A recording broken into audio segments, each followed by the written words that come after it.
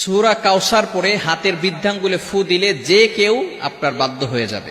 এটা পবিত্র কোরআনুল কারীমের একটি সূরা। ফজরের নামাজ পড়ে আপনি পবিত্র হয়ে ওই নামাজের স্থানে যদি আপনি পড়তে পারেন আলহামদুলিল্লাহ ভালো, আর যদি সেখান থেকে উঠে অন্য কোনো কাজ করেন তারপরে অজু অবস্থায় যদি সেখানে বসেন কোনো সমস্যা নাই, পড়তে পারবেন।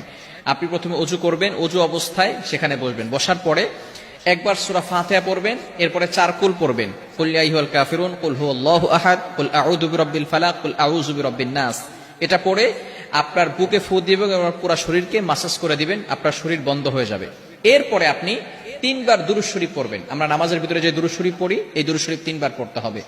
এই দুরূদ শরীফ 3 বার বলার পরে এরপর আপনি আউযু বিল্লাহ বিসমিল্লাহ সহকারে সূরা কাউসার পড়বেন 21 বার। আপনার এই বৃদ্ধাঙ্গুলটা এই যেখানে আমরা করগুনি 1 2 3 একের জায়গায় রেখে এরপর আপনি এটাকে মুষ্টিবদ্ধ করবেন।